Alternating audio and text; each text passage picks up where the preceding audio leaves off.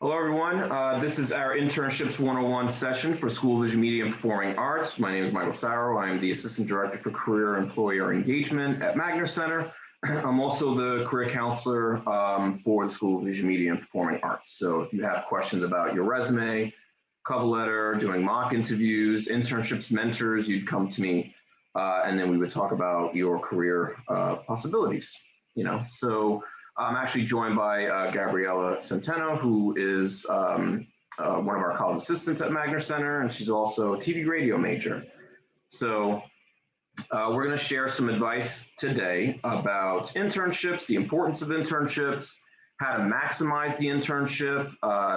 This is a really good conversation to have in terms of where to find the internship, how important it is, how do we put it onto the resume, et cetera, et cetera. So we're going to go into that. We're going to go into detail about that. Also, if you do have questions, you can put the questions in the chat, and then we'll try to get to those questions more towards the end. I want to get through the presentation first. I do have a lot of helpful resources, links to resources that I think is going to be good for everyone here. And then, of course, anybody that watches this later on YouTube. And yes, we're going to hype our YouTube channel a lot. There is a specific playlist on the Magner Center YouTube channel that's dedicated just to School of Visual Media. And that includes alumni, but also employers from various fields. And we're always trying to add more content to that playlist. So we're going to talk about that and more. Okay, we're going to start with this presentation. For the time being, if anybody wants to, you could put in the chat whether you've done an internship, or if you'd like, you can even mention where you did your internship. If you haven't done an internship, that's totally fine. I hope that this presentation will help you decide to go into looking for an internship. And like I said, there's going to be a lot of helpful resources here. So let's start with the presentation. Internship 101, how to land and succeed at your internship. Okay, so degrees are great, but internships make a difference. This is very true. Most university officials and employers maintain that partaking in one or more internships will set a student apart from his or her peers. Completing internships before graduation is integral to finding meaningful employment in today's job market. Yes, so internships are a really great way to basically try on a field. I think a lot of students, that maybe are undecided, not sure if they want to go into, video editing, or do they want to go into just production, or, do they want to go into art teaching? There's all kinds of different areas that you can kind of explore, especially with an internship, and it'll give you that insight into whether or not that's the right path for you. So internships are very important. And again, having that on your resume definitely builds your resume, builds your experiences, builds your skills. We'll talk a little bit more about that as we go on. All right, so what is an internship? Internship is a short-term work experience in a professional environment. Yes, this is very important. I know that there are a lot of students who maybe don't want to do an internship or haven't considered doing an internship for a couple of reasons. One, maybe it's because, there's a commitment to the internship. Maybe you're working at a job and then you have to try to find time to be able to do the internship, right? Or maybe it's because some of these internships are unpaid. So there's that also. The unpaid part, we do have a stipend award that we will talk about, and we actually have extended our deadline for the stipend award. So for I think it's for the summer and fall stipend award, it's been extended, and we'll find the date. Gabby, maybe find the date in terms of when that's been extended to. The 14th. April 14th, good. Mm-hmm. So you don't have to have an internship to apply to that stipend award. We'll talk a little bit more about that as we go on, but that is an option in terms of, unpaid internships. But it is a short-term work experience in a professional environment. It is good to have that, it is good to be able to schedule that if you can in between, of course, your coursework, maybe your regular job. 2 days a week, lots of times. It can be 3 days, and it'll be longer than that too, possibly more days. It all depends. You work with the employer in terms of that. Okay, emphasis on learning and earning. This is true. Learning new skills. This is also very important. I think a lot of times students get caught up with, well, how am I going to land an internship if I don't have a lot of like skills, let's say? But you have to think about where your transferable skills are from, right? Is it from your current work experience? Is it from volunteering? Is it skills that maybe you've gained from coursework, projects you've done in class? So there are skills that you have. It's just that you have to really do that self-assessment of yourself, right? And see where do you have these skills. As long as an employer can see that you do have skills and these are transferable skills, then they can teach you on the job as well, right? So that's the whole point of the internship. The internship is, yes, to gain experience, but it's also for them to kind of teach you what they do on a daily basis, right? So there's that, gain insider contacts. Yes, that's very important also. So there's that saying, you know, it's not only what you know, it's who you know. So it's also, you know, who's in your network. That's going to be very important. And then, of course, clarifying your career goals, like I mentioned before. You know, I've had students who wanted to go into business and they thought maybe accounting was what they wanted to do, but then they were able to do the internship and then realize maybe that isn't right for them, so they decided to try something else, business management, let's say, in that situation. This is the same thing, like I had said before, about being a video editor versus being a cinematographer or whatnot, right? So it's just helping you kind of make an informed decision about your career path. All right, an internship can build a professional resume. This is very true. I've worked with a lot of students over the years, and whenever they've landed an internship, especially if it's an internship at a recognizable company, right? If a student's landed an internship at an NBC or SiriusXM, the name value alone will get them like attention in terms of the resume. So that's actually very good, right, to have. Once somebody sees that you've done a high profile internship like that, it'll just open doors even more. Even if you haven't, let's say you did do an internship and it's not a high profile company, it's still going to be about the experiences and the skills that you gained from that. And we really need to be thorough in terms of what did you learn there, right? So help you build a sense of professionalism, yep. Help you build your professional persona, create a network of professional contacts, extremely important. Help you develop leadership and interpersonal skills, of course.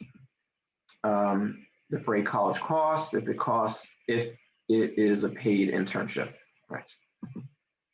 Allow you to explore career profession. Establish references. That's another thing that's going to be very important, is references.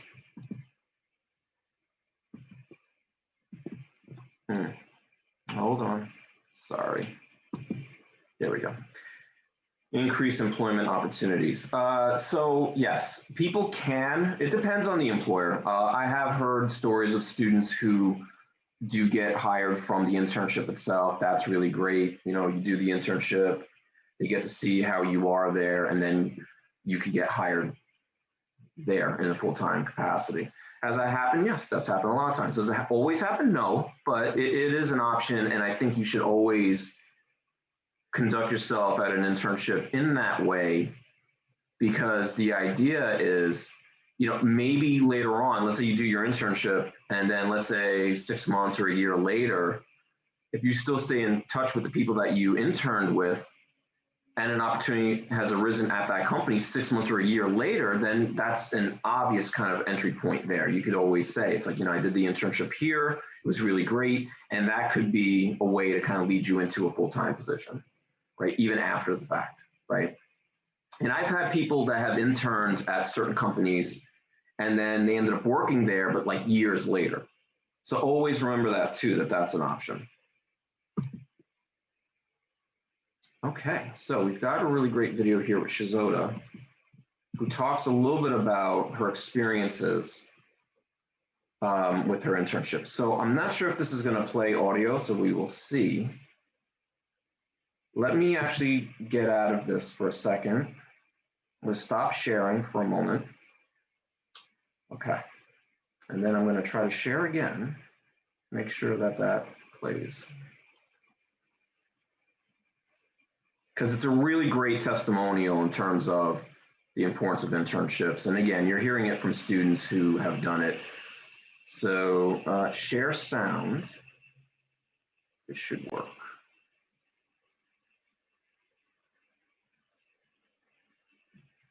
So let's see. Hi, my name is Shizoda. I'm a junior at Brooklyn College studying computer engineering, and I'm excited to share my story about how Magna Center helped me. I entered Brooklyn College as a freshman, and I didn't have a job experience. I didn't really know what an internship was. I never had done a cover letter or a resume, and I came here completely clueless. I first went to the job fair, and I just worked as a volunteer from 8 a.m. to the whole day, and it was absolutely amazing because I got to meet all the staff and I got to meet all the students, and I was really excited just to be a part of it. So I went to more panels, more events, and eventually I became an ambassador volunteer, which was like an unpaid position, and I worked a lot, and it was absolutely amazing. There's a lot of things people don't tell you when you're a first-generation student or you're an immigrant. Nobody really helps you find an internship. Nobody really tells you when you're supposed to start looking, and I certainly didn't have anyone. When I started volunteering here, I learned about all the different things I could do. I met with so many different panelists. I met with so many different inspirational men and women, and I felt really empowered, and I started just looking for an internship as a freshman. Since then, I've secured an internship as a website developer. I've secured an internship as a software engineer. I've done small-sized companies where me and like one other person was the whole engineering team. I've had a medium-sized company where Teachers Pay Teachers was the company I worked at, and I got to do everything from DevOps to software engineering to website development, and I'm really proud of that. This summer, I'll be going to JP Morgan, and it just would not be possible without the support and advice I got from the Magna Center. I most definitely recommend the Magna Center to all the students here. It is a great free resource, and I feel like everyone should take advantage of it. They have a lot of really important services. The most importantly is a drop-in session where you can just come in without an appointment and you can have someone review your resume. They have a lot of really great events, including the panels they do, the job fairs. We also have Hire BC, which is an internal job database where employers from all over the nation come specifically to recruit Brooklyn College students. There's also an alumni mentoring program that I've also taken advantage of. We also do company visits, and I feel like it's really, really important that everyone student uses these. So definitely stop by 1303 James Hall. Okay, so Shizoda's got a really great story. She utilized all the services and she got started pretty quickly. I mean, she started as a freshman, but it's never too late to be involved and take advantage of our services. Again, obviously you saw at the last part of that, that was of course when we were in person, pre-COVID.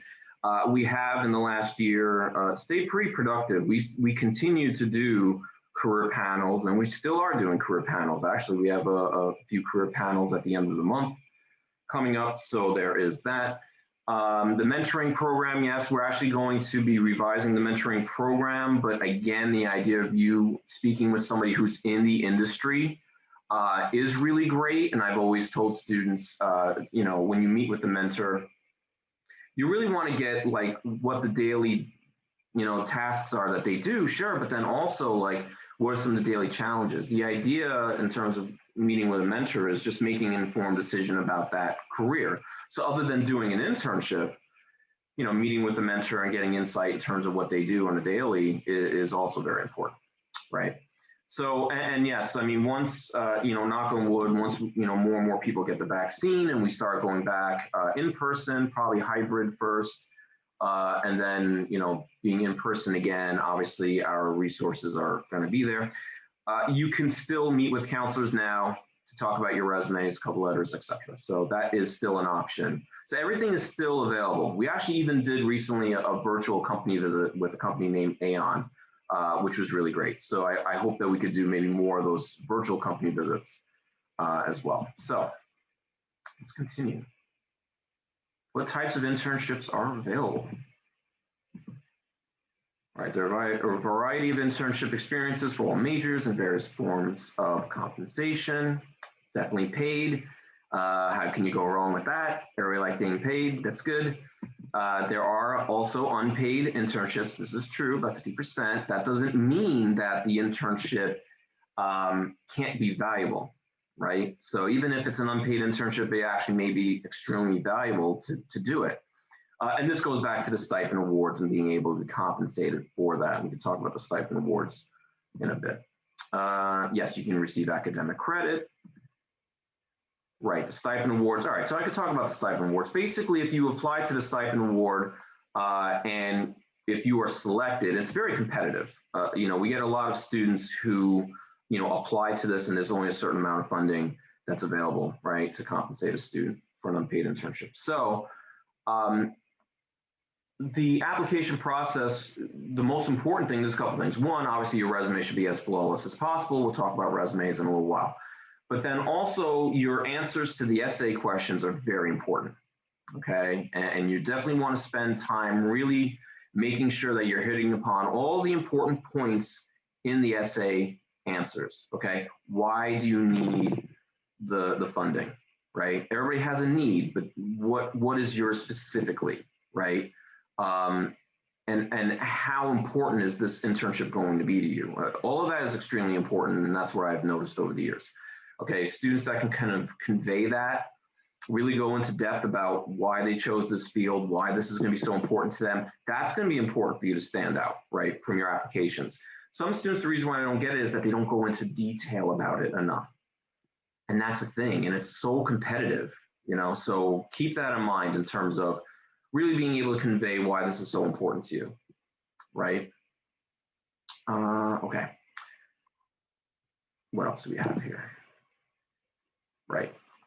International, yes, there are international internships. I mean, obviously it's on a hold right now, but those are going to be important to do. Possibly if anybody wants to do that, travel overseas and whatnot. On campus, yeah. So even now in our remote world and remote setting, students can do an internship. They can volunteer. We have volunteers at Magner Center. We've had interns at Magner Center. Gabby actually was a volunteer last semester. So again, even though we're still remote, we're still trying to be as productive and accommodating as possible with these opportunities. Right, in the virtual space, which is what I just mentioned. Yeah, and we do recommend completing at least 2 internships before graduation. Why? Well, definitely helps with the skill building. It definitely helps with the resume building. And also, I've seen students that have decided to intern in 2 different areas within a specific field, right? So I have a bachelor's degree in film, and I decided to try out 2 different types of internships. I did an internship in casting, and then I did another internship at a talent agency because they're similar, but also a little bit different. And I wanted to know the kind of difference between the 2. And both of them were really great experiences. I gained a lot from that. I was able to build my network, and I was able to understand which one of those was maybe better for me, which one I liked more. Okay. And again, that just kind of helps build the resume. When to consider an unpaid internship, so the Magner Center recommends applying to paid internships. However, at times it may be worthwhile to consider an unpaid internship since 50% of internships are unpaid. Yes, this is very true. In the media industry, yeah, that's very, very true in the media industry. If it is like a corporation though, like a NBC or Disney, then we're seeing more and more of those being paid. So that's not gonna be a problem. It's some of the smaller production companies or some of the smaller boutique firms and things like that that might not pay. However, you can get a lot of really great experience out of it. So that's something to consider, especially the smaller companies. I've noticed even what Shizoda had said in the video, it was just her and another person that was part of the development team. I mean, sometimes when you work at some of these smaller production companies or just smaller firms, smaller companies in general, you get a lot of experience, a lot of hands-on experience because it's sort of like a smaller niche group, right? So you're going to really get a lot out of the internship. Not so much where it's like, well, they have you doing all this extra work and you're not getting paid. It shouldn't be looked at in that way unless they are kind of doing that, where it's like they're giving you menial kind of work to do, just administrative. But if it's more along the lines of really meaningful kind of stuff, right, meaningful tasks, meaningful skills that you're gaining. Again, when you're at the internship, think about how you're going to add that content, the experiences to your resume, right? Always be thinking, you know, what are the quantifying data that I could put onto my resume? What's the results-driven stuff that I was able to do at the internship? Were you able to increase their social media presence by 50%, you know, or were you able to help them be more efficient in terms of the way that they were doing work? I mean, it's all those things you should think about while you're at the internship. More than just like, oh, I'm just doing more work. It's like, it shouldn't be just that. It should be like, how are you going to maximize this on your resume? Question to ask yourself when considering an unpaid internship: you have experience in the field already. That's very true. Will you have opportunities to expand your network? Is this a reputable company? That goes back to you definitely doing your research about the company. As soon as you find out who they are, you got to do the research on them, Google them and see what comes up. Okay, you can even use Glassdoor to do some searching in terms of that. Does the internship provide training and exposure to the field that will be valuable for your career development? Yep, this is all very important.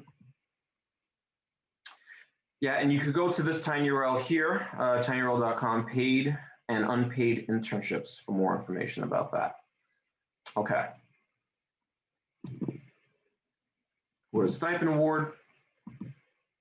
Are you unable to afford an unpaid internship? So the stipend award is for those who plan on interning, but the internship is unpaid, available for both undergraduates and graduate students. So in this case, of course, students in the Fierstein program, absolutely. This is an opportunity for funds for those who cannot afford to intern for free. The base amount is $15. Students can request more based on their, the base amount is $1,800, right? Students can request more based on their circumstances. Yes, so there is an option to be able to budget it and explain like why you would need maybe more than 18. Maybe you need 2,000 or 2,500 and whatnot.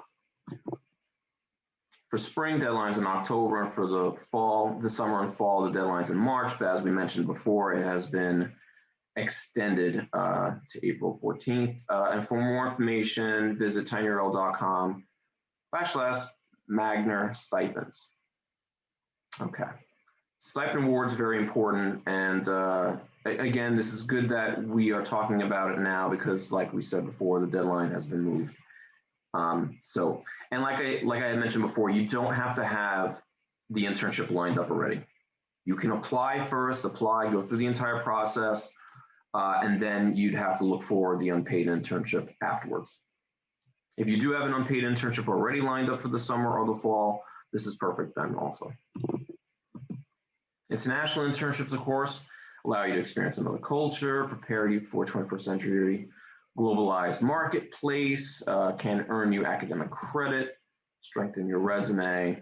Summer's a good time to participate in an international internship. Of course, this is all pre-COVID, and now also the idea of this being post-COVID, right? So even after COVID and everybody has been vaccinated and we have it under control, being able to do an internship overseas can be really rewarding. Some of our former college assistants at Magner Center have been able to intern abroad. One specifically had interned in Glasgow. So great opportunities. So if you could do it now, do it for sure. All right, so where do students intern? So here are several places in media where students have interned. I'm happy to say that I know most of the students that have interned at these places here. NBC, we have a lot of not only interns, but we also have a lot of alumni who work at NBC. So that's really great. Sony Music, Studio Institute. So for any of the students that are interested in art, Studio Institute's really great. They actually have their internship program is available to apply to right now for the summer. So that's going to be very important. And I'll try to share that before the end of this presentation. SiriusXM, Pandora, Simon & Schuster, HarperCollins, American Museum of Natural History, MoMA. MoMA actually has a lot of opportunities. Right now, they are doing something.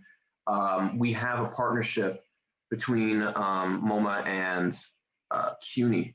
So that's going to be really interesting. I'll try to share that as well. The Gothamist, Discovery, Brooklyn Navy Yard. Brooklyn Navy Yard is very interesting. If people don't know what the Brooklyn Navy Yard is, that's basically the old Navy Yard, obviously, downtown Brooklyn, that is now being repurposed. It's been repurposed and reinvented to help startup companies across various areas, and giving them the opportunity and the space to build their business, their brand. And from a media standpoint, they are definitely looking for students that are interested in media, because that helps the small businesses reach the public, right? So you as a media student, if you're marketing, if you are, video production or art or social media, whatever your interests are, that's gonna be very valuable, of course, to those startup companies, because you're helping them create awareness about their brand, their products, etc.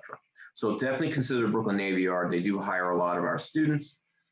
ABC News, and then the last one I want to mention is CUNY Cultural Corps, which is a really great program because they place you at one of the cultural institutions around the city. So if you have an interest in art, especially with art, or music, this is great. This is a great opportunity. They extended their deadline as well to apply. I believe that's April 16th. So that is something to consider as well. All right, CUNY Cultural Corps, really great. Okay. When are internships available? Every semester. Some organizations, industry, such as Kings County DA's office and the New York City Council, seek interns throughout the entire year, whereas others may only hire interns once a year. This is true. The Ad Council, I believe, only hires interns just for the summer, whereas NBC has 2 or 3 cohorts throughout the year. So that's something to consider. The duration of an internship may vary depending on the student and the employer. They typically last 1 semester. This is very true. Sometimes it's 10 weeks, sometimes it's 12 weeks. It's something that you would work out with the employer itself. And then during the academic year, spring and fall internships tend to be part-time. In the summer, some internships are full-time, yeah, and I have seen that where in the summer you would have to make more of a full-time commitment to the internship, but that's great because then you're working with them 4 or 5 days a week, and again, if it's paid, it's even better. So, and really, you're building all that experience and building the resume. What do employers look for? Primarily upperclassmen, juniors, and seniors. In some cases, freshmen and sophomores are eligible to apply. That's very true. So if you are a freshman or a sophomore, don't be dissuaded. I would still encourage people to apply anyway. And again, if you feel like that's not happening, you can always think about volunteering at any of the various departments on campus. That could definitely help build your resume in the meantime. But definitely for juniors and seniors, by this point, as a junior and senior, you would have declared your major. You have an idea of where your career trajectory may go. And if that's the case, then doing an internship is just going to help build your resume. And also, there's that idea, especially with seniors and graduating seniors, that potential of doing the internship and then maybe being hired afterwards. That's always, of course, a great option. All right, so related majors. With a GPA of 3.0 or above. For some fields industry, the minimum GPA is higher. That's very true. For the media industry, I don't believe it's that important, the GPA. It depends. Sometimes the corporations may want you to have at least a 2.5 or a 3.0. They'll make that clear in the posting itself, in the internship posting, but it's not always about the GPA. A lot of times it's because of the experiences that you have, right? So the experiences, especially with media, can be more important, I guess, right, in terms of the employer. So I would not get too worried about the GPA. Yes, strive for that 3.0, but it's also about the experiences in media. All right, more competitive internships seek previous internship experience. This is true, part-time job, volunteer positions and student government participation. That's always great to have on your resume. It's all transferable skills. According to NACE, skills employers look for in interns include, well, communication, both in speech and writing, with persons inside and outside the organization, work in a team structure, make decisions and solve problems, be able to plan, organize, and prioritize work, and be proficient with computer software. All of this is extremely important. So when I mentioned before about you doing a self-assessment of who you are, this is what you should be self-assessing. These are the transferable skills that maybe you have from, let's say you work at a doctor's office and you're kind of worried, like, well, how am I going to work in media if my experiences have been in a doctor's office? Well, all of these skills right here, these are all going to be very important to be able to convey on the resume. And then not only that, but to convey it as effective as possible, right? So that's why I went back to the idea of quantifying, right? So what does that mean?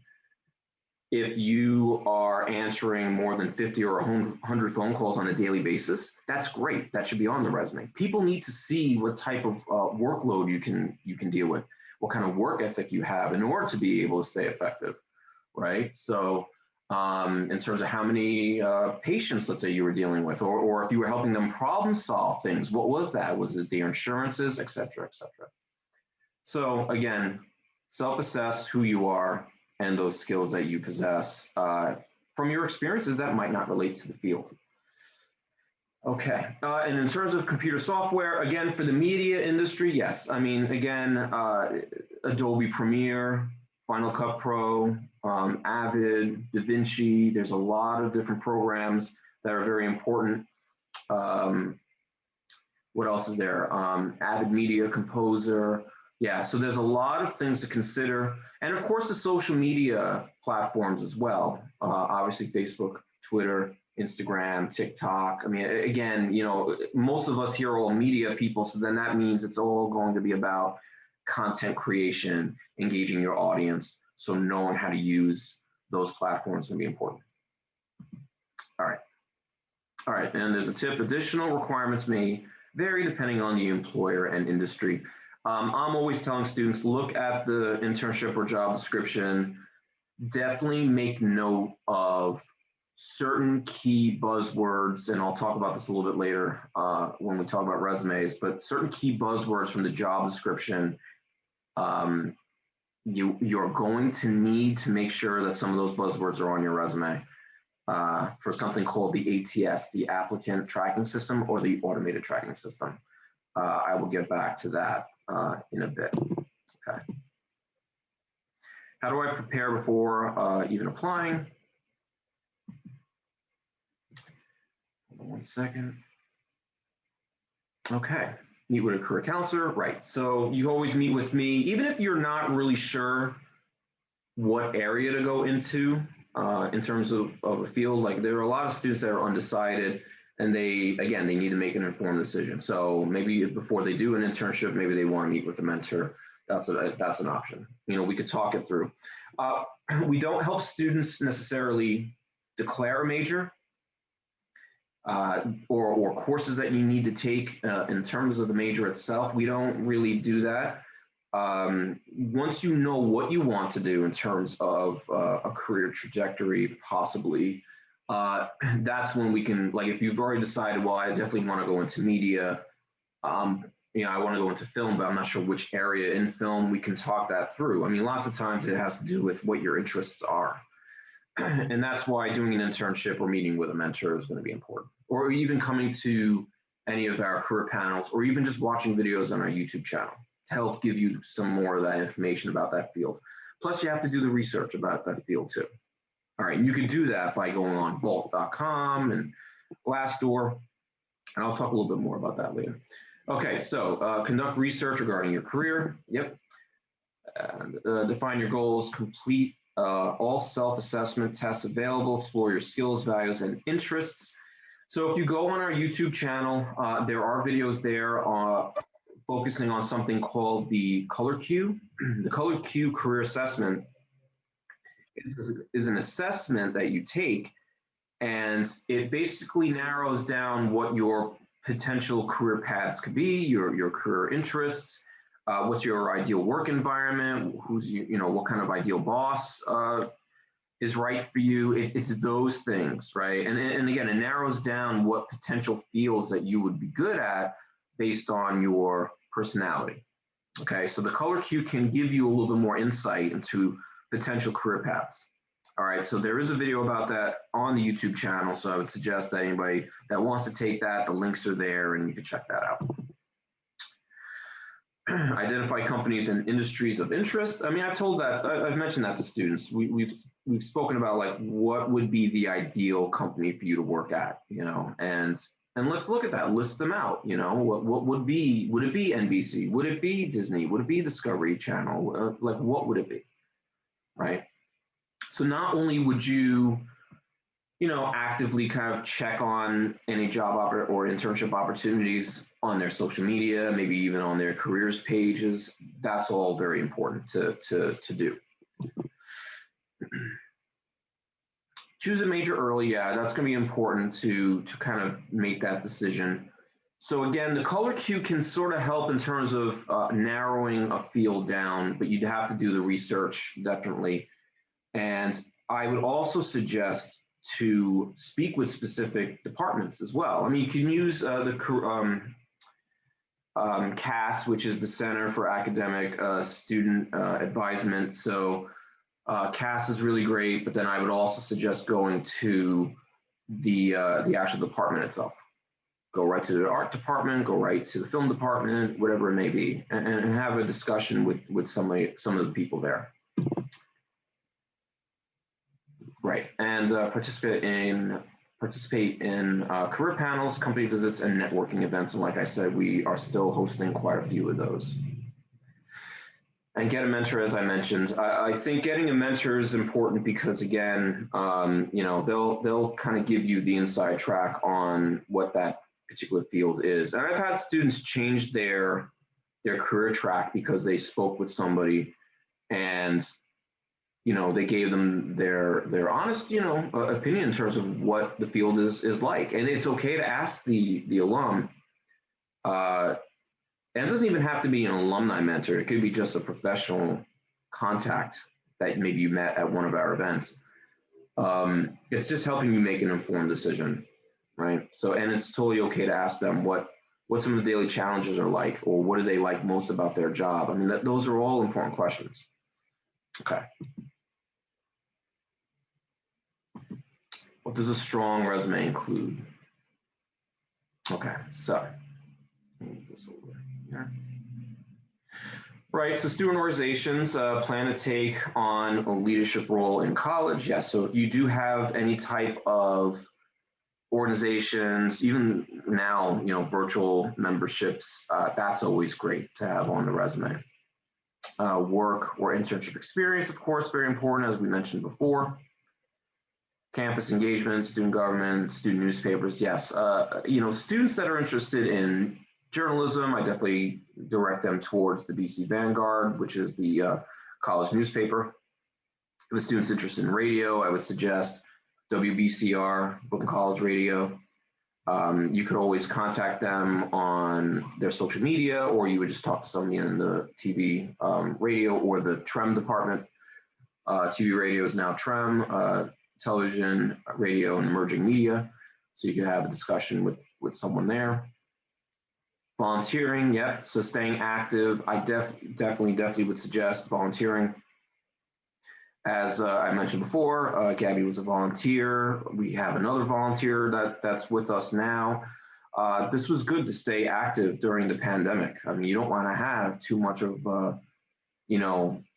gaps on the resume. So volunteering, I think, a certain amount of hours during the week is going to be very important. So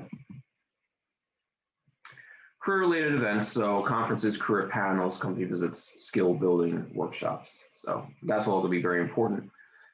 One of the skills too that's extremely important in your internship and job search process is your ability to interview. So whenever I meet with students, the first thing that we have to discuss is your 30-second or 1-minute pitch, your elevator pitch. How do you describe who you are in those time intervals? right? And also, the elevator pitch is basically your answer to the very first question that employers always ask, which is, tell me about yourself. So tell me about yourself is very important. And just to go into that really briefly, the best elevator pitches are the ones that don't necessarily go over everything on your resume. You're not going to say everything from your resume verbatim because they've already seen your resume most likely. So if they've already read your resume, I would touch upon the resume a little bit, yes, but not the whole time that you're doing your pitch. Some of that time, let's say you're doing a 1-minute pitch. I mean, basically the first 30 seconds could be what's on your resume, but the other 30 seconds really should be about the skills that you possess that relate to this position that you're applying to. And also, why are you passionate or interested or eager about that field or about that company? That's going to be important to mention. All right. So when you put that personal spin on there in your pitch, you are going to stand out from the competition that might not have done that, and all they did was just read off their resume like verbatim. So keep that in mind, because it's stories like that, people's personal stories, their personal motivations as to why this is so important to them, is going to be more memorable than those that don't do that. Okay. And again, like I said, during the career counseling appointments, mock interviews is definitely an option. All right. Right, to build a great resume, visit, right, so we have the tinyurl.com Magna Resume Guide, and I also have a link to the tinyurl.com Magna Resume Template. That is a Google Doc, and you could download that Google Doc and work on the resume from there. It's a template that we were able to create that we typically use with students. It's easy to read, and we'll probably go over it before the end of this session. Let me see how much time we have. Okay, we're good on time. How do I get an internship?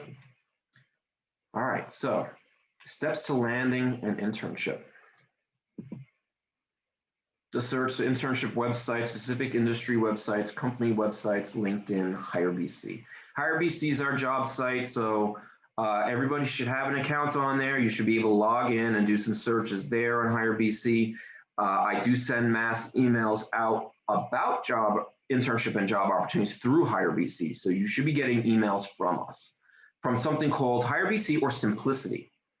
So you should be getting those. If you're not getting those, then you may have the wrong email listed on your HireBC profile. Or it might be going to spam too. So you may have to check your spam folder and check.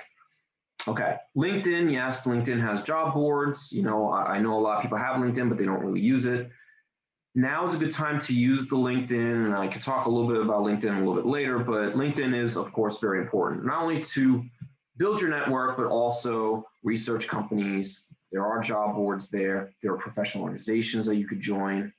And especially for the students that are interested in media and the arts, your LinkedIn profile could actually serve as like a portfolio of your work, because you could put media, clips to videos, artwork, maybe flyers, any graphic design work that you've done. All of that could go onto your LinkedIn profile. So that's how you would maximize the LinkedIn profile. Okay, put a lot of visual there. Okay, internship websites and specific industry websites. Well, this is true. One site that I tell students to go on is entertainmentcareers.net. That's a really great website. There's journalismjobs.com, marketingjobs.com. There's mediabistro.com. There's Production Hub. There's so many different job sites that's available for Schoology Media. Okay. Right, so network, talk to friends, family, alumni, mentors, and faculty. So this is gonna be very important because maybe some of your friends did an internship at SiriusXM and you want to intern there, so you can kind of pick their brain a little bit about that, of course. Family, of course, could give you all kinds of connections, perhaps. Alumni, yeah, alumni as well. And in terms of alumni, when you speak with an alum, an alumni mentor, or just a professional industry mentor, you don't want to start the conversation by saying, can you help me get a job? I mean, that's the fast track to turning these people off and being like, you know, really? start with that. A lot of these mentors know where you're coming from. You're trying to get information about the field. And if you go about speaking with them in the right way, they are more likely than to look out for you about an internship or a job within their organization. So I always tell students, focus more your questions when you meet with a mentor, focus some of those questions, the first questions, on that person, their experiences in the field. Why did they choose the field? What's their typical day like? And then you kind of change it to, well, this is where I am currently. I'm trying to gain more experience in XYZ, whatever it may be. Do you have any suggestions for me in terms of how I could be competitive in the field right now? And they'll give you some options. And but again, I would never mention like, can you help me get a job there? These people may offer, like, I'll be on the lookout for your resume. Maybe I'll forward your resume on to somebody, perhaps, possibly. It's no guarantee. But the more people that you meet, the better it is, and it increases your odds of landing an internship in a job.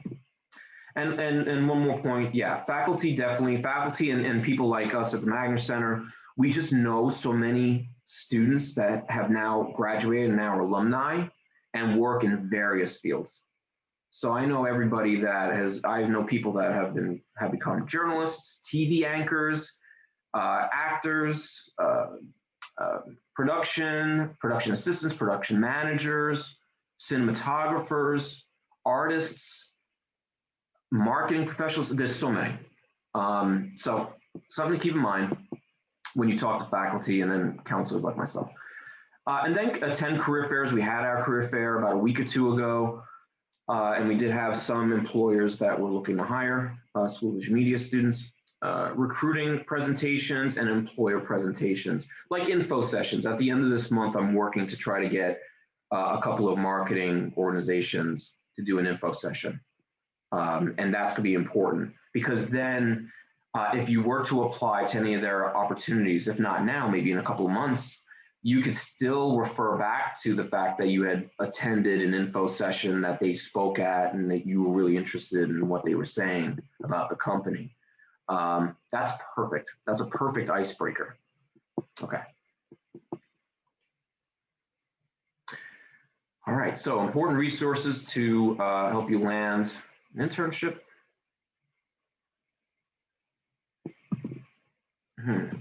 Oops, sorry. Right, so there's a lot of links here. Sorry about that. Here we go, okay. There are various links here if you want to screenshot this, or we could put this in an email as a follow-up to everybody that attended this session. So email intern@brooklyn.cu.edu for more information, or if you want to share some of your experiences with the internship, or if there's a problem with the internship, you can send an email there. I do want to touch upon some of these links, so I am going to click on some of these and we're going to go to some of them. The School Visual Media Google site, which is really great, Internships 101, TV Film Resources, I'm going to touch upon that, paid internships, resume template on Google Docs. Yes, so that's going to be very important.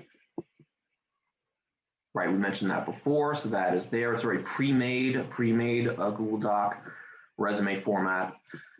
School Vision Media YouTube video playlist. So that's the specific playlist for School Vision Media. There's a resume writing tutorial video that I hosted, so that's on there, and it goes in depth in terms of how to properly format the resume and what are the best ways to kind of fill in the template, basically. Like, do you need a summary? You don't always need a summary, but if you are going to have one, what should that focus on? What are the order of the different sections on your resume? We have the quick reference guide, Hire BC, as I mentioned, vault.com is a really great resource. And you can also subscribe to CUNY's weekly list of jobs, internships, events, resources, and more. There's actually another one that is not on this list. Center for Communication is a very good resource. So I would definitely suggest students looking into that particular website. They do have a lot of valuable resources, and they have events that they host, virtual events, especially right now, which are valuable and important. Okay. After the internship, what happens next? So First things first, after the internship, your employer will ask, after the internship, your employers will be asked to complete an evaluation of you. So that's going to be important. Obviously, when you're there at the internship to make a really great impression. How do you really make a great impression? Well, one, don't be late. Try not to be late because people notice that. Two, people will notice if you finish your work ahead of schedule, let's say, and you ask to do more work or to help out in any way, people will remember that, okay? And then, like I had said before, do that self-assessment. What are you learning from the internship? Is it effective? Is it good in terms of building your resume, your skill set? And can you learn even more stuff at the internship? Hence why you should ask for more work if that's feasible and possible to do. And again, having these people as your professional contacts later on is going to be important, right? So like I said, I mean, if an opportunity arises later on down the line at that company, that's an easy in right there. You'll be asked to complete an evaluation of your employer and your internship experience. So this is very important. Again, assessing the internship. Was it helpful? Was it valuable? What did you learn from it? You should update your resume to reflect your new experiences. Have a career counselor like myself can review it again. And again, this is where my mind goes when I go and I review resumes. I want to know, what did you learn from it? How are we going to leverage that experience? And we go in depth. Like, your bullet points shouldn't be like answered phones and, you know, met with customers. I'm like, no, it should be more than that. Let's go into more detail. You know, what did you learn? What were the results of the work that you did? That kind of thing. All right. Stay connected with your internship supervisor and colleagues. That is spelled wrong. We will fix that. See, I caught it, but I didn't see it before. Anyways, yes. How do you stay in touch with them? Obviously, LinkedIn is a great way to do that for sure. Of course, you know, email, keeping in touch with them through email. Now, how do you go about doing that? And this also goes for, you know, the mentors too, right? So like the alumni mentor, your professional industry mentor, your supervisor who's also your mentor. How do you stay in touch with them effectively? Well, I would every so often, every few months, let's say, or maybe twice a year, whatever it may be, give them an update as to what you're doing. You know, talk to them about a little bit about the industry, perhaps. Maybe if you are friends with them on LinkedIn and you're noticing posts that they put on LinkedIn, you can comment on those. But you can also give them an update in terms of what you're doing, right? So, and you can always tell them, it's like, thank you for suggesting for me to join this particular organization. I did so, and I was able to go to like 3 different events, which were really great, and I was able to network with people at Paramount or at Disney, et cetera, et cetera. That's really great, because then these mentors will know that they made a difference when they spoke with you, right? I mean, who wouldn't want to hear that? Who wouldn't want to hear that kind of good news, right? So it's that kind of thing, and it's that kind of approach. I think it really shouldn't be contacting them because you need something. You really should try to contact them to give them an update, see how they're doing, comment about something that's happening in the industry, that kind of thing. All right, we would love to hear about your internship experience. So if you do want to lend a testimonial to about a particular company, about a particular internship, you could do that here. This is tinyurl.com, landed an internship. Help future BC students who may want to intern at the same place. So, for example, I was working with a student recently who went through a program called IRTS. IRTS is a really fantastic media-related program that helps place you at an internship, be paired with the mentor. So I actually recorded a really quick Zoom session with a student, a graduate student, who went through the program. And she talked about her experiences. It was really great. So I think that's going to help promote that program, and a program that maybe not everybody would know about. And that's on our YouTube and that's on our social media as well. So that's a perfect example of that kind of program.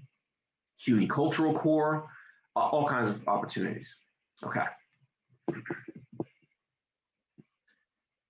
Okay, safety is safety in the internship search.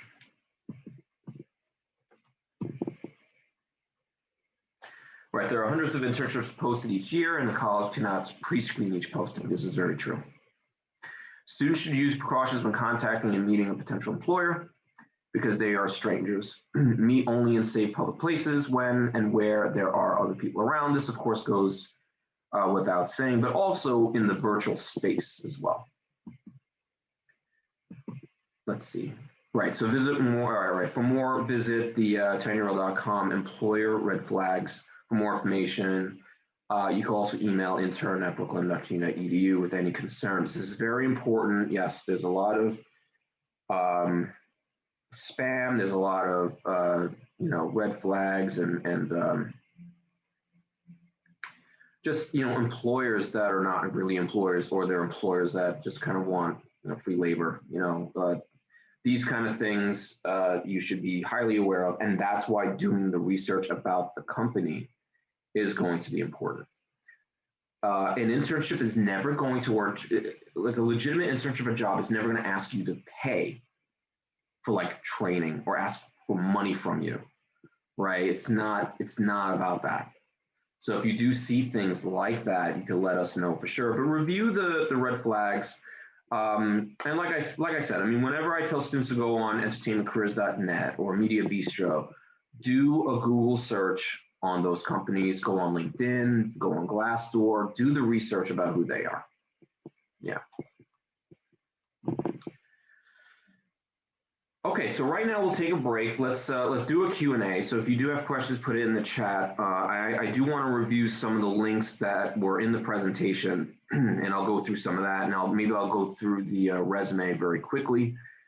So let's take a look at the chat right now. Are there any questions there? Okay. All right, thank you, Gabby, for putting the links in the chat.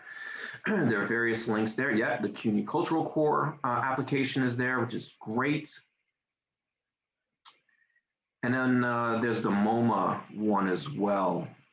I don't know if you have that available. Carmen asks, so we can make appointments with a career counselor on BC Web Central.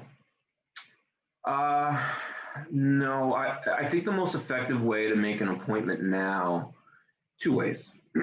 One, you can email me directly. I could put this in the chat. You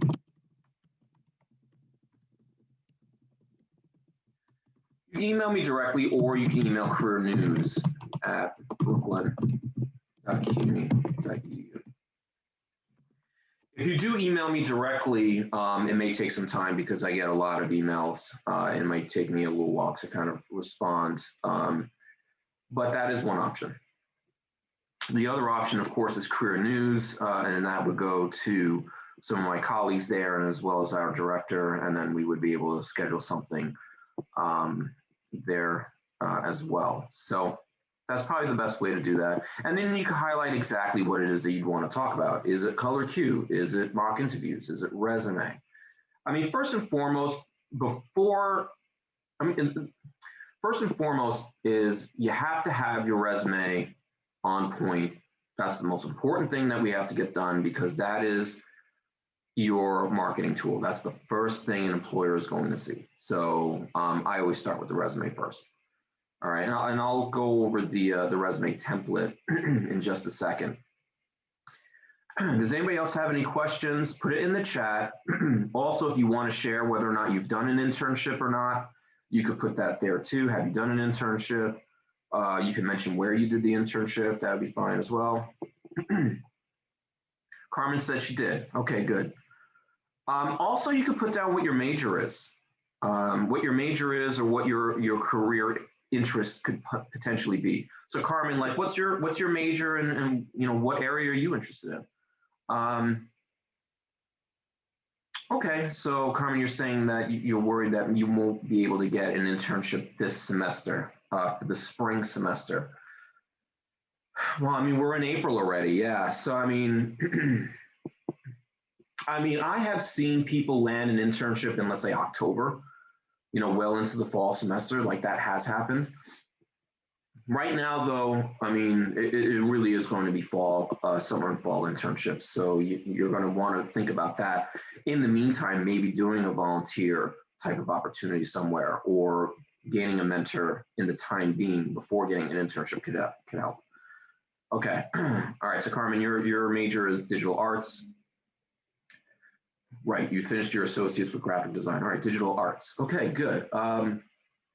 That automatically starts making me think of alumni of the college that went into digital arts. We actually have an alum who worked on the Into the Spider-Verse movie, and he has spoken with students before, and he's really great. So that's an option. I would also talk to some of the professors, obviously, in the arts department. And because you say digital arts, that there's a lot of like opportunity for you, right? So you could go into graphic design. HarperCollins looks for people that are interested in graphic design. So you don't have to be like obviously it would help if you're an avid reader and you like their books and whatnot, but if they're looking for a creative who's going to create or help create some of their promotional materials, even people that can contribute to developing book covers, that's great, right? Also, as a digital artist, think about it, right? You could also go into social media marketing. It's all about, visual content with social media and engaging your audience. There's a lot of opportunity there, right? So, Carmen, we could definitely talk about, areas of interest, what your opportunities could be.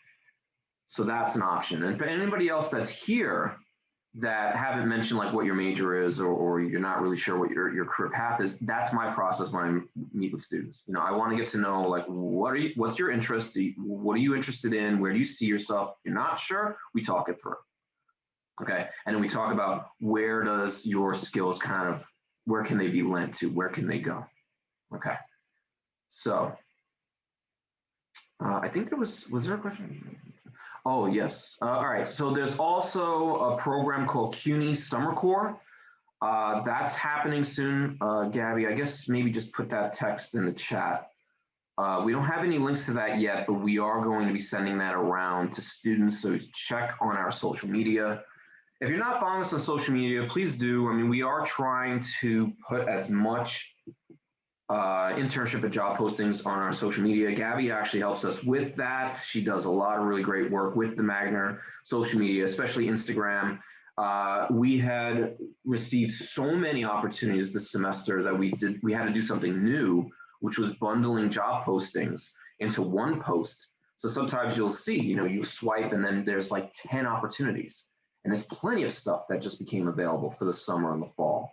So please follow us there. You can follow me too. I'm on Instagram, MagnerMike1. I try to post things on there as well. If there are any students here that are about to graduate, there's a really great program that just opened up their applications yesterday, the MBC Page program. So anybody that is about to graduate, you could actually apply to that program. That program is for recent grads. And it's a 1 year long paid rotational program, and they place you into different departments and they rotate you through every 3 months or so. And we do have alum that have actually gone through that program and then they got hired from the program and are now working at NBC. And I actually have a video interview with that alum on our YouTube channel, and it should be in that playlist. Okay. All right, so let's take a look at some of the resources that I was talking about. So this is the resume template on Google Drive. So name, contact info up on top. This has already been pre-made. It's already been formatted. We made the margins 0.5. The font is Calibri 11. Your name should be the largest thing on the page. The summary is optional. Definitely not required. We definitely don't require summaries. It's really up to you. Sometimes summaries can be bad because then people just use the same summary over and over and over again for every employer, and then they never change it to address the key skills that the employer is asking for from the job description. Now, back to my point earlier about the ATS, the Applicant or Automated Tracking System. That is a program that scans resumes for key buzzwords, keywords that they're going to want and they're going to need. And the reason for students who apply to, let's say, like a corporate job at NBC, I always use NBC as an example, I guess, but I mean, we have so many alum there too, which is really great. But, and not only them, there's so many other companies as well. But when you apply to those corporate sites and you don't change your summary or you don't change the bullet points on your resume to reflect those buzzwords, that is why people don't hear from the employer. That ATS scans and picks out people that have enough of the buzzwords that are on the resume itself. So summaries are effective for two reasons. One, I would say you would need a summary on your resume because let's say you don't have enough experience in the field, right? You've never done anything related to, let's say, video editing, right? You've worked in a doctor's office or you worked in retail, whatever it may be, and you don't have anything relevant to that particular internship that you're applying to. The summary is there to highlight the transferable skills that you possess. And then not only that, but to express what your career path is. You could start this by saying that you are an aspiring video editor with experience working with programs such as Adobe Premiere. That's a great first sentence because if they're asking for Adobe Premiere in the job description, then it can be mentioned in the summary. Okay, so the summary helps in terms of if you don't have enough experience in the field, it helps kind of put that context. Like if they're going to look at your resume right away, very quickly, and they see maybe about this half, this should be all related to as much about that internship as possible or that field. So the summary, definitely have to revise it based on the buzzwords and specific key skills and experiences the employer is asking for in the posting. Super important. Okay, another reason why the summary is important for some would be, let's say you're doing a career transition.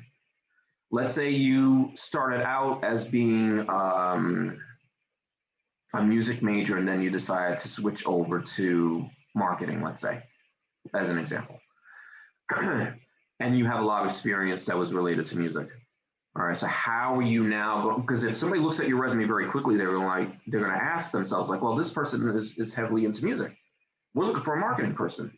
That's why in the summary you have to state, that you are doing a career transition, that you're trying to go from music to marketing, but there are transferable skills from that, and how do you make the case for it, right? So that's why a summary is important, right?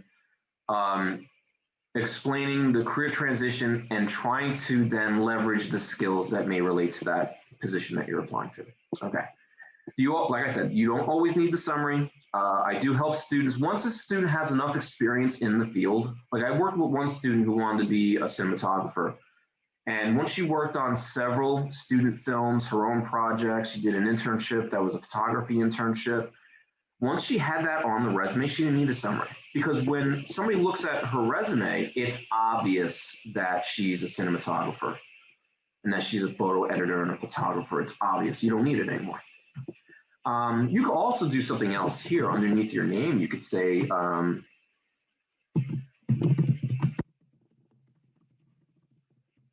video editing professional could go there. You could always put this in italics as well, right? Or maybe you want to be known as a music marketing professional. That could work too. So if you don't have the summary, maybe you put that there. It's possible. Okay, and then of course your education. You could put coursework here. It's totally optional. It's only there just to strengthen the fact that this is your career path and these are the classes that you've taken. But if you already have experience in the field, relevant coursework does not need to be there. Projects from class, yes, could definitely go there. I've worked with students who are journalism majors and they wrote pieces for the BC Vanguard. And I'm like, well, then we're going to put a bullet point there. And then we're going to say that you pitched, developed, and wrote articles focusing on, and then explain what those articles are. And you can also link to like the works that you've done. So projects are also important. Professional experience, yes, so this is your work experience. You could also create another section. You could also do media experience as its own section, right? So everything related to media, your internships, whatever goes there.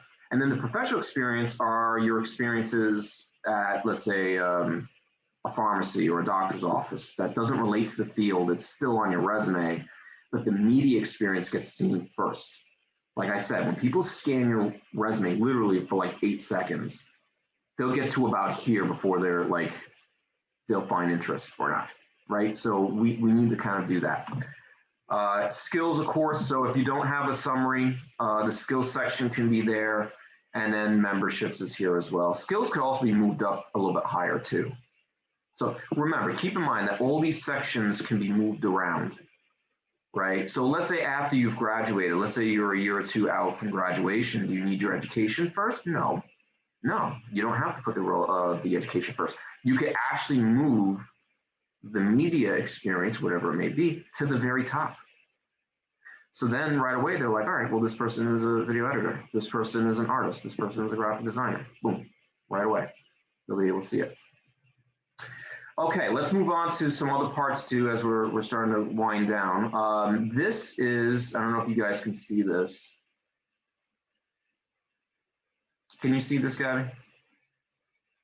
This is our video playlist on YouTube. There are 70 videos here, and we're adding more. As I mentioned before, of course, there is the Zoom In with Deandra Simon, who was part of the IRTS program. So that's really helpful. Another spot that I want to mention too is this here. This is our School Vision Media and Performing Arts Google site. And this is where I have a lot of our interviews with industry professionals. So we have a producer, we have a TV and comic book writer, we have a reporter, we have somebody who is an associate museum educator at the Met, we have a cinematographer, we have a HR professional from SiriusXM. Not all these people are alumni, actually. There's only two, actually. Patrick and Michael are the two alum. So we do have a lot of industry people that participate on panels and they like to share advice with students. So you can find that here. Also, if you go to the video section,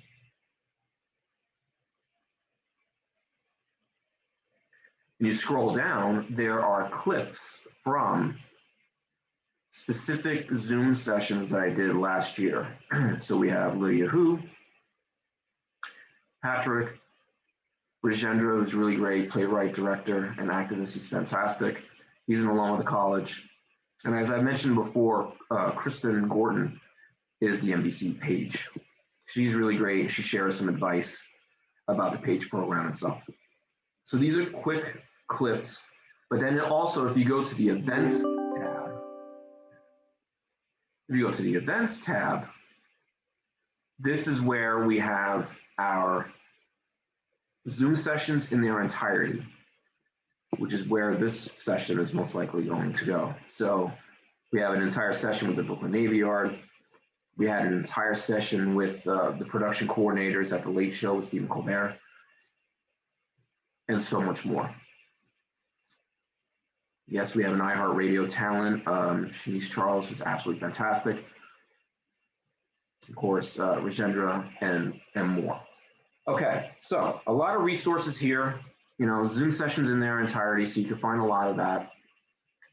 We have the resume templates here, but I've already shown you that, and there's a link for that. And then internships and job resources, when you click on that, there are links that go directly to this spreadsheet for TV, film, and it overlaps with several other industries as well, but entertainment careers, as I mentioned before, Fine Spark, Mandy, Media Bistro, Production Hub, there's so many really great sites. Production companies, there's a list of at least 50 production companies around the city. We don't have any affiliation with them. We just kind of pulled that information together in one easy place, right? Because because you could always just Google, production companies NYC, and sure, there's going to be a ton of stuff. But at least here, I think it was in one easy kind of place to review it. The type of content they develop, where their locations are, their contact info. So I would definitely look into this. Talent staffing agencies. So we do have, this is where you would work with actors and agents, et cetera, et cetera. And this is sort of like seeing the industry from the business side, as I had mentioned before. Rental organizations around the city. Downtown Community Television Center is really great because they also host events, and not only can you rent equipment from there, but they do host events and all kinds of other resources. So they're really great. Mayor's Office of Media and Entertainment also is extremely important. They have job boards, but they are the organization where a lot of permits for filming in New York City kind of go through this. Programs and trainings, so Made in New York, Mayor's Office of Film, yes. New York Women in Film as well, T. Howard. CUNY Cultural Corps, as I mentioned before, the NBC Page program. There's a lot of really great opportunities here, IRTS, paid internships, and this is just some. I mean, there's so many more. We just kind of pulled this together to make it a little bit more easier for students. NBC has a TIPS program. Warner Brothers has a writing workshop. So if you're interested in television writing, starting next month, starting on May 1st, yeah, they will be accepting applications for their writer's workshop. And they would want you to write a spec script for a TV show that's currently on the air, and then also have an original script to apply. So that's a really great program. And there's so many more. The film department has, a great listing of resources, competitions and festivals, etc. Okay. All right, does anybody have any questions? Let me see if there's anything else I want to touch upon.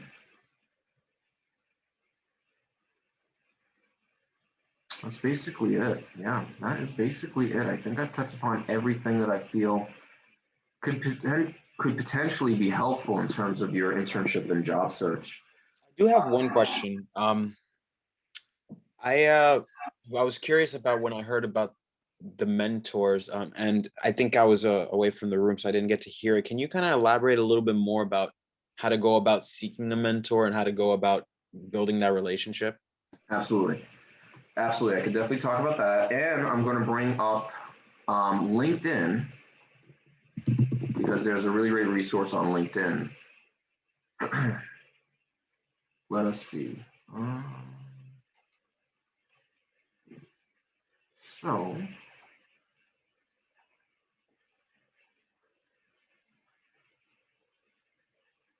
almost there. Hold on.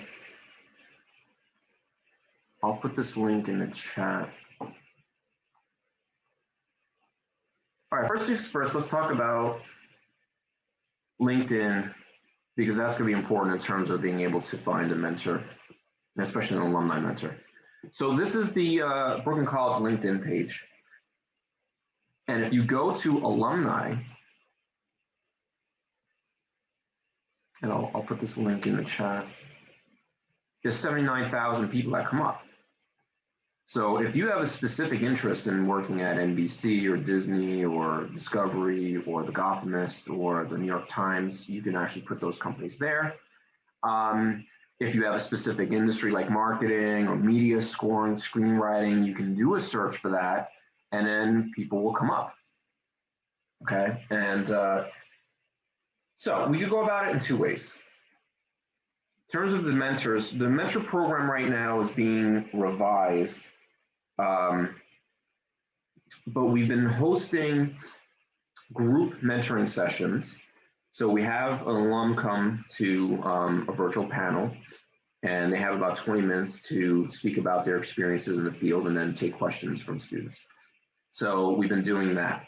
If you are paired one-on-one with someone, because counselors at the moment still have that ability to be able to do that, pair you with an industry professional. I usually tell students, go here first, do some research in terms of people in particular, industry or area. And then you can always send that to me or to the counselor and say, these are some potential people I was thinking about speaking with. So then after that, the counselor can maybe reach out to the alum and see if they're available to speak with you.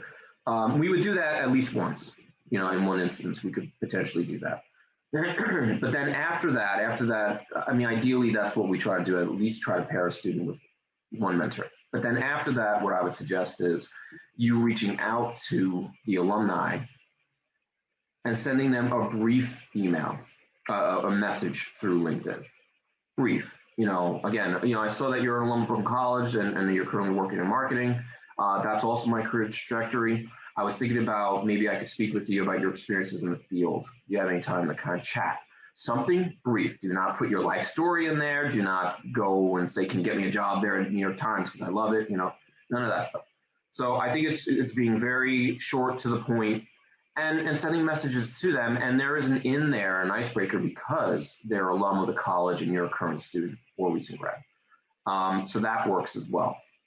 We do have a presentation that I ask everyone to watch before they either meet with an alum or just a mentor in general. It's called Building Professional Relationships. I could find that and put that in the chat. I usually want everybody to watch that, and it goes over the do's and don'ts of networking.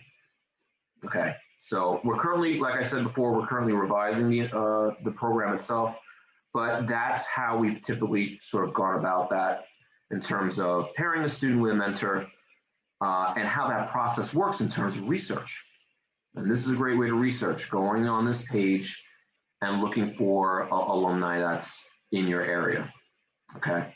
And how to go about independently reaching out to them, okay? So that's one. Two,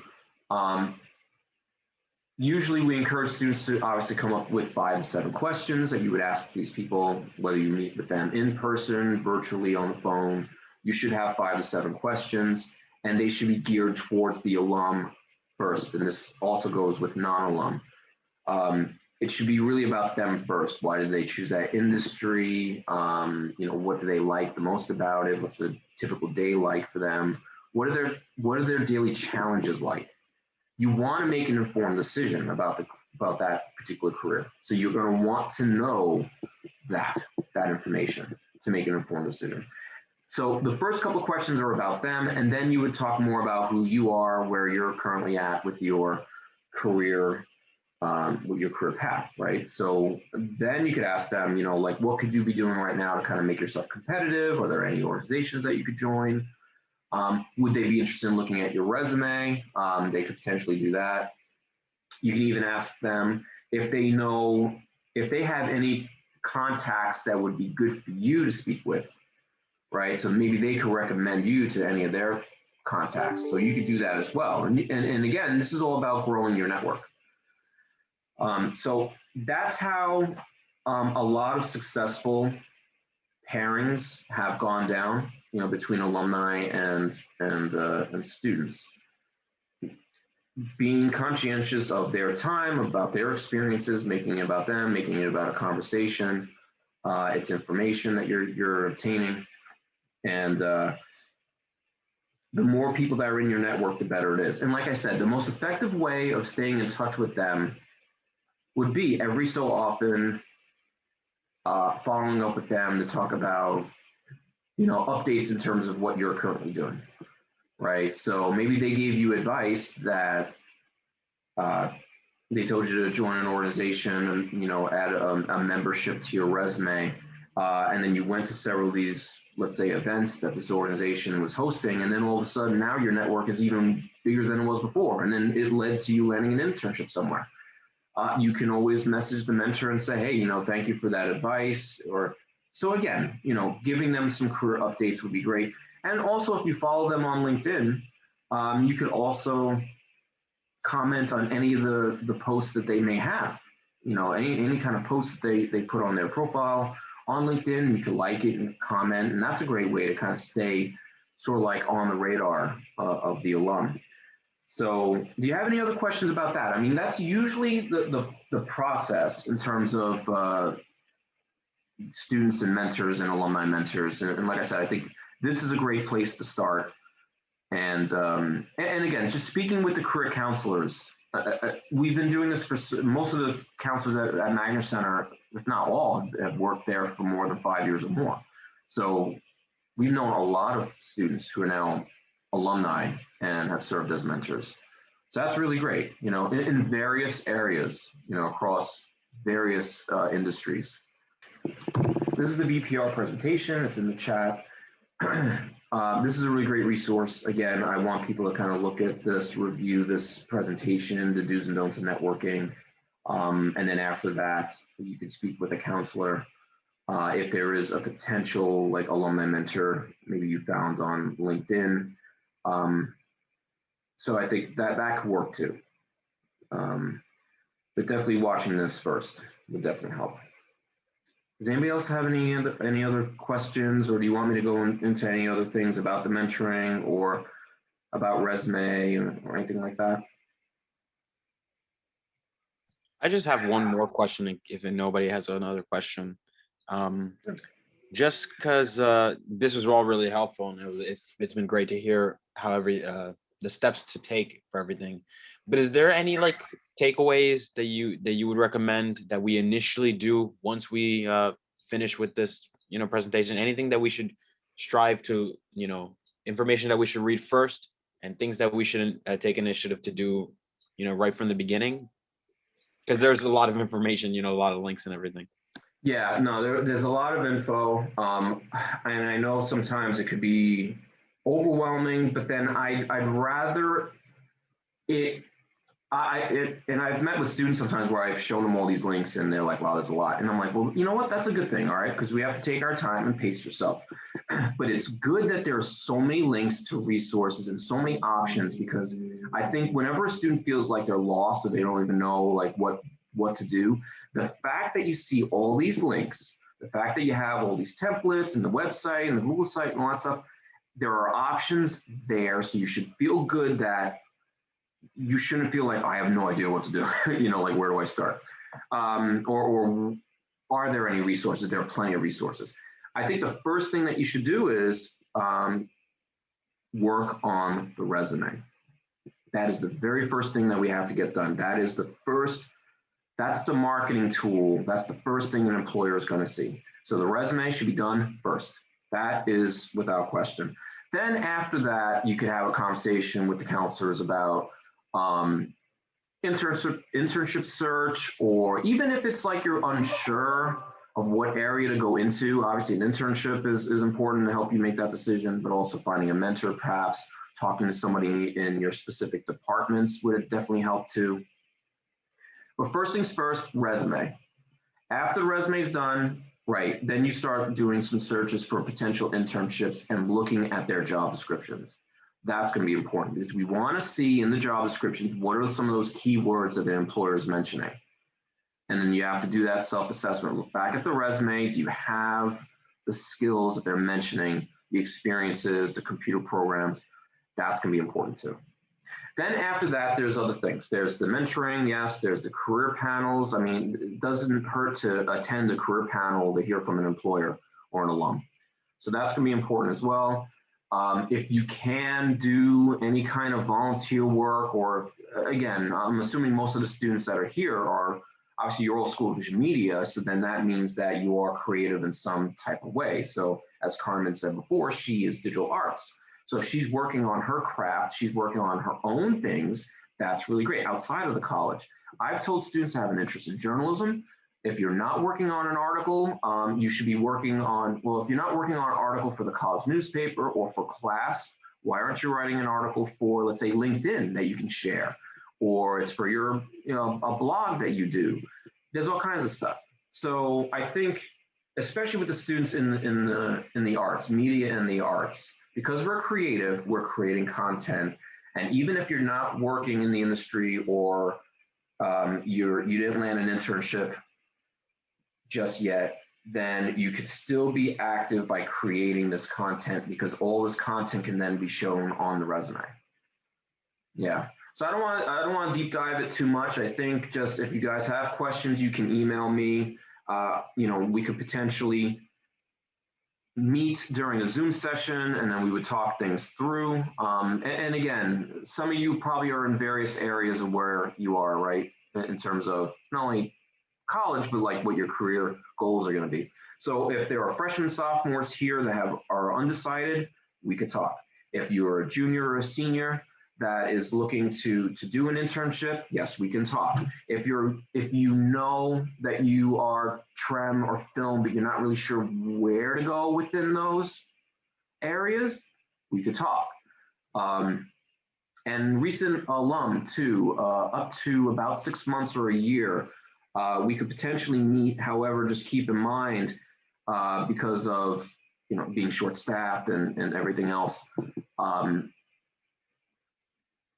it's limited in terms of the like counseling and things like that. Again, there are resources on the Magner Center pages on the Brooklyn College website. There are resources there for alumni. So just keep that in mind. There are resources there that can definitely help. So like I said, if you're a current student, now's the time to utilize the center, because our dedication has to be to current students, and there are plenty of students. So we have to do that. Okay. So if you guys don't have any other questions, this is great. I hope you guys found this helpful. Again, a real in-depth discussion about internships, the importance of internships, how to find them, and resumes and all the resources that we have. So if you have any questions, email me. We'll stay in touch. Thank you all for joining in. Thank you, Gabby, for your work today. And I hope to see you guys soon or chat with you soon. So take care, everyone.